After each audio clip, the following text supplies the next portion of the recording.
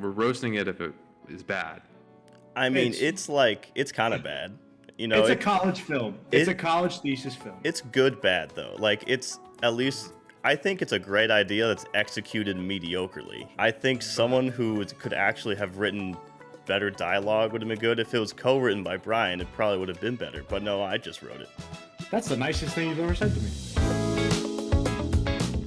Hello everyone and welcome back to Plot Matrix. For those of you that are confused right now, Jackson and I are trying something a little bit different from just the podcast, and we're looking to make this more of a overall YouTube channel. So the first new series we're working on is reacting to some of our past projects, both good and bad. Also so we could show that we're not all talk, we have made stuff. And the first film we're looking at this week is the thesis film from one of our good friends, Steven Turner. He goes by Strider now on Twitch and on YouTube, so we're doing this in conjunction with his stream, which is why the audio isn't perfect. I apologize. But it'll all be back to normal next week in the podcast. Let us know what you think. We would love to do this with all of our old projects, and we hope you enjoy. I mean, my only thing about student films is I always want to take the director's context into consideration. Like a student film, it's more about its function to the student than the audience. Every student can just be like, well, I wanted to try something, or I wanted to slam dunk just one scene with two people, or there's just always a different context. So what I want to hear Steven's context. I do think the context is important, and I also went into this as someone who never wanted to be a director. I was in film school. In the 4 years I was there, I knew for a fact that I wasn't leaving trying to be a writer-director. But I am proud to say that someone on the YouTube channel already commented yesterday exactly what I was going for. They commented, wow, this really feels like Lifeguards meets The Office. And I said, that's exactly what I was trying to make. I am glad that one person, some random person on the internet, agreed with me and thought I did a good enough job to even recognize the fact that that was inspiration. Why Lifeguard, Steven? Well, I was a lifeguard for 4 years. It's where I met my wife, so it's the most important job I'll ever have. Did you ever save a life? I did. I mean, they probably would have drowned. I probably saved. It was a water park. It wasn't just a pool. So I probably jumped in 8 to 10 times to save people. I also had to kick out an old man from just completely emptying himself into the wave pool. But that was like. God. So an awful way of saying that. I love the fact that it's Wet and Wild.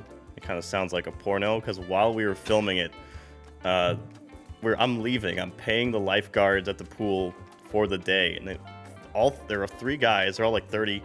Go, hey, is this a porn?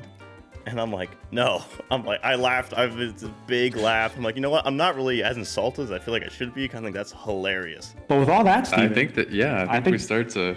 Well, I think we'll roll on this. But here we go. Wet and Wild. His name is Jackson. His name is Jackson. All right, shoo, Junior. We have a code browner in the shallow end. Go fish it out, all right? All right. He steals the show the whole time. He's so funny. He's so intentional with a lot of his work, and he's a great improv actor, which is, I feel like a lot of the little moments he has in here, a bunch of them are improv. There's lots of improv, and I actually wrote this. I told everybody ahead of time, I'm like, you can improv. Other than the interview segments, we can improv as much as we want, as long as we have time. Now, there wasn't a lot of time at the pool, but we had fun. That's really what I wanted to do, was have fun, and we totally did. Now that everyone's here, who would like to say this sexy man right here? Me. I really want to say. There's a lot of reasons the lifeguards thought this was a porn. Any other volunteers? Yeah, no, I think that's fair. Victim. That was a baller move, my man. I mean, come on. Fake drowning and get the honeys all worked up for you? All right, let's pause. Let's pause and analyze the outfit. Yeah, who inspires that? Jackson, you get one guess. There you go. Oh, he's even got it. Who inspired it? I thought he was just playing himself. It's Hunter S. Thompson through and through. It's actually amazing you don't have a tattoo you regret by now. Well, not that you know of. These tattoos are great because I wasn't allowed to shower for the 3 days because they were and you were so hairy. I was so hairy, and Steven put them all on. We were just at my apartment with me like semi-naked and Steven trying to put these tattoos on me. Wait, what other ones do you have? Oh, you'll see. Oh. Actually, the one that you're talking about, we can't show. I'll show you. Oh, We did geez. put one on my ass. Also, I gained weight for this intentionally. Yeah, how 'cause much? I was, How hefty were you here? No, you don't say that you gained weight. I did no. At that He point, I did. was frail. I told I- Brian like 3 to 4 months ahead of time. I'm like, hey man, don't shave any of your body hair. We're gonna put some tattoos on you. And then I didn't say gain weight, and Brian's like, I need to be as fat as possible. That was as fat as In possible. 3 months, that's as much as I could do. But it was because Steven was like, I need you to look as gross as humanly possible. And I was like, I could try to do that. At the day when we were shooting the lifeguard scenes and I was like sweaty, disgusting, smelly, haven't showered in 3 days, I felt like that's when I finally came alive. The tattoo on your back was pretty much gone by that day too. Yeah, we had to fix the coverage to really hide it. Wait, so if you had the option to have Brian be any age for this role, would you have had him be like a little too old to be Yeah, a so this lifeguard? character was actually written to be like 35. Like all the other lifeguards were gonna be like college age kids into high school, and then he was gonna be the creepy old guy that still worked there. Us. Save. Victim. Now, is that proper form? She wasn't too far away from it actually. But not being in the water. Oh yeah, no, you're certainly. It's not never supposed to happen in the water. I don't know if this is the intent for this character, but I love the idea of a dumb teacher's pet. So there's like 3 or 4 characters that got cut just for having too many actors. Like she had like an just as like dumb but try hardy sister, and they were always like competing to see who could do the best, but both were doing poorly. We had a kid who wore socks, who was based on the real life guy. Like he was real pacey. He'd be wearing like a shirt and socks and a bunch of sunscreen. He was kind of weird and never said anything. But eventually a lot of people got chopped off, but they would have been characters in the series. When Steven and I were working on this, we really thought about making it a miniseries. And we actually wrote a little plot outline of the actual miniseries in the first season. I have no that idea built- where that full thing would be, but yeah. I have the notes still. Oh, I do have you the really? notepad. Yeah, of course. The physical notepad? Of course. Oh my god. Oh, I'm sorry. I like pen and paper. It's the best way to write. Something smells sinister.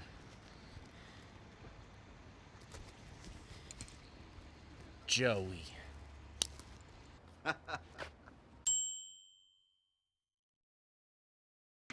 Oh my god. I didn't know he was in this. It's one of my favorite entrances that I think we've ever Joey. shot collectively. Oh, and you're like dollying on that. There's a lot of dolly ins in this. There's a lot of dolly ins and dolly side to side, because I had realized there were so many films where we would rent the dolly, set it up for one shot for the entire weekend, and never use it again. Chill out, dude, or at least slap me on the cheek. Oh wait, it's censored. I want to pause there. 'Cause I feel like Jackson. What do you think of that whole? What do you think of Brian's performance there? I mean, the voice, I honestly I think you could have done better. Oh, definitely. The voice, I think you have like that sort of general accent and sliminess to you, Okay. but I think that it was all a little like staccato. But I want you to sweep through like a force of nature where you're rattling off, let's spy on her. Oh, nice dick you got there, spanking him. And it should, I want him to not be able to keep up with it. It's so funny to watch old performances and just cringe horrifically. It's No, great. it's fine. Like it keeps up. It's okay. You do embody this role. I feel like that like you could have been cast for this through an open audition, despite the obvious nepotism that gave you this role. I do love my son. I just think that there could have been like sort of a flow, and it could have been faster on Brian's performance. Yeah, you wanted just an avalanche of word vomit of nonsensical idea after nonsensical idea, just like craziness. Somewhere in there's a lesson, but it's just covered on, which is probably more akin to Hunter S. Thompson in reality, because Yeah. that dude would just ramble. You know what it kind of is that I think is funny? Especially when you're like not taking breaks to like let the audience laugh, where you almost don't get a chance to process the thing that he's done before he's doing the next thing. Yeah. I can play you guys the the uncensored version and not show a stream if you want to do that. Yeah, let Jackson see the tattoo. What is that a wolf? Yeah. Oh my god. Well, the best was the fact that this got showed in our school's It's huge, theater. too. This was shown in Mayor. This was on a screen Oh my god. so big.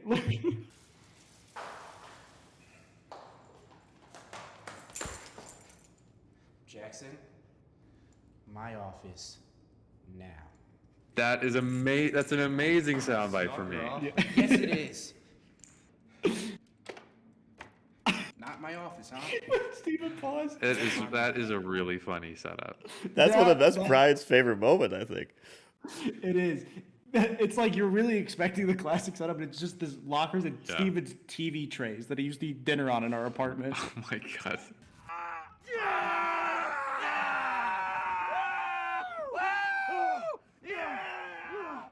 I can't explain how crazy Rye was. Rye commits to things. Look at this guy right here. Yeah, that's crazy. I couldn't have asked for a better person to play this role. We shot this at a perfect time with him because he was also huge. Oh, there's a moment when we had to make sure he took his shirt off because he was just shredded. Also, this crew was unbelievable because half the crew is also behind the camera. So like when Hopkins isn't acting, he's also the boom guy or the audio mixer. He taught Michael and Victor how to audio mix when he couldn't be the mixer. Yeah, I mean, these are my two current roommates. Michael's about to take the bar, and Victor's a tax accountant. And Victor's like trying to turn the knobs and figure out where to point the boom. Because there was a point, they were messing with me on set. I'm like, guys, that's sounding okay? And Michael like, no, we lost it all. Pack it up. I'm like, you can't, don't tell me that. Do not tell me that. Take your conversation elsewhere, possibly somewhere isolated where things are a little bit more sensual.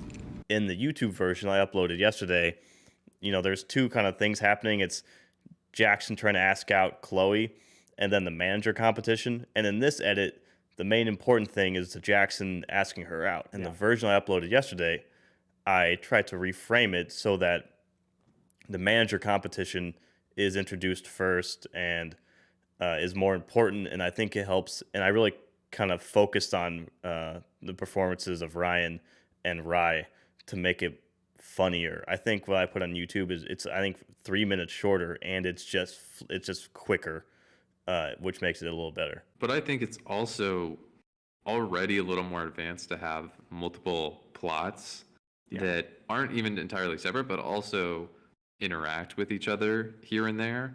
I think that's something that a lot of film students don't really tackle. Yeah. Stephen, in the last episode, Jackson said that a lot of times filmmakers just forget to introduce conflict. Almost film students, almost like their conflict is literally like I can't reach this shelf or something. Oh, today I didn't want to go outside. I really wanted to stay in today because I didn't want to see people. I feel like that's the pitch for like half of student films. Oh, I was nervous. A shot of microwave. A shot in the fridge. An alarm goes plug. off. Yep. And then she's thinking really hard about whether or not she should take those drugs. But then she realizes the drugs won't help her writer's block. And how do you show that realization? You don't. You don't. Fate. Not at all. Slow cross dissolve. What would the world do without these heroes? Couldn't even imagine. Was that a speed gun? Yeah. Yeah. It was a muddy shoot. Here, I'll go back. I had told Brian to like seduce the pole, and there's like a 4-minute long video of you just over here and you're like leaning on the pole and you're talking to it, and then it's just a great moment. And I think Steven at some point yelled, or came over to me and goes, "This is your taxi driver moment." And I was like, okay. Brian, take this as seriously as Rye. Yeah, I wasn't mad, but my favorite scene in this ended up getting cut, which is my single interview that I had, where I. Oh yeah, that was my favorite. I couldn't even remember it. I blocked it out. I loved it. I run an underground after-hours gambling ring for high rollers where we use board game money. You see, while legal tender is backed by the faith and credit of the U.S. government, this stuff right here is backed by the joy of children worldwide. I forgot that scene entirely, Brian. That was my favorite moment as well. I choose Ryan. I choose Jackson. Wait, what? I love that cut of just them sitting right next to Ryan, like appearing out of nowhere. That whole bit, I'm sure you could probably feel it, was improv though. Where they're like going up and introducing, or like the little trash talk. Oh, before right it. there? This is all Yeah. improv. But I like how sorry, I forget their action. I like how it makes Brian look awkward. That is actually like your 2010 comedy poster is like this. Frame. You just put Yeah, them out you're right. there. But see, like even having the climactic moment apply to both plot lines is actually a more advanced screenwriting thing that I think I should actually point out, right? That was the goal, to have the two things happening, and then in the end they both are kind of resolved in the same thing. Yeah, no, I think that's like good television writing. Oh my god.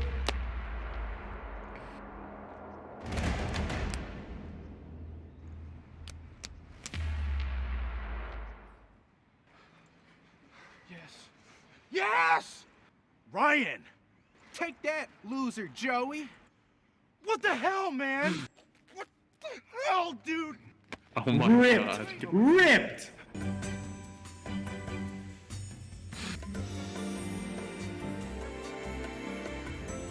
That's my taxi That's driver good. moment. You can see there's people actually swimming near him. There you go. That's it. I love that. Yeah. Sorry. Loud claps, man. Dude, I told you I clap louder than you. But yeah, that's it. Thanks for watching with us, guys. Jackson, Brian, what do you want to say about it as a whole? Was it as bad as you thought it was going to be, or was it okay? No, of course not. Like I would not be Dog embarrassed- shit. I would not knew be it. embarrassed to have it be my film. I think the context is important. I think you guys could have gotten more coverage for your one day at the pool, but like obviously that's totally fine. If you were just gonna judge it without like the context of how quickly you had a shot and everything, I mean, if you were to extend this to be like a 22-minute episode, I think that you could have had like one more storyline. You could have had Jesse come back at the end and have more of a thread going there. I don't know why I think of like Bob's Burgers, but like Oh, Bob's Burgers is great. I think that that's like a good reference for sort of where the humor kind of is, where the plot structure kind of is, and then there is this like big climactic moment at the end, which is not something that The Office usually has. It's almost more, it feels like an animation plot line in some ways like that. I was glad we had that discussion about your actual experience with the lifeguard, because like a lot of that shows up in it, which I think shows me that, yeah, if you were pitching this as a show, you would probably have like 10 like example storylines of funny things that would happen. Steven, do you have any final thoughts? I don't know. I really enjoyed you guys watching it with me. I appreciate the kind words. There's a lot of things I'd change, but I do look back on it, and my goal was to make something that the crew would have a fun time making and that people would be able to enjoy looking at later. I know I had a great time making it. We had such a small ragtag crew. Everybody had such a good time. People stepped up to fill lots of roles, and it's still fun to look back, and I'm proud I did it. So didn't want to ever be a director, but glad that we still went through the whole process. I really hated the actual permitting production process of this film, but I'm glad we did it. It was great. Well, thank you for actually making a comedy instead of a psychological, drug-fueled writer's block. Yeah, that was also intentional because I knew everybody was gonna make dramas. I always would tell my parents that film school kids make the most depressing films ever about the saddest people ever. And I'm like, it's just tiring to see them all back to back to back about these. Yeah. I mean, obviously there are stories that need to be told about sad people, but Jesus. Well, guys, it's been great watching with you. I appreciate the opportunity. My name's Steven. I stream over on Twitch under Strider421, on YouTube under Strider. If you search Hollow Hills Productions, you'll also find me. But we're Strider now. We've done some rebranding. I stream, variety content, just gaming, reacting to films, hunting world records, doing stupid streamer challenges that involve hot sauce. Anything that I think It's kind of a more fun segment. I don't like just to do 8-hour long Let's Plays, kind of more condensed 2-hour long streams. Hopefully we'll have you on again soon. We want to do more. I know we're talking about doing an IMDb race with you at some point. Oh, I certainly want always to a do fun one. time. We did one in the past. Yeah, so we'll definitely make this more of a recurring thing. But this was awesome and went better than even I expected. I hope we're just- technically everything works out for everyone in the end, but yeah, it was a great time.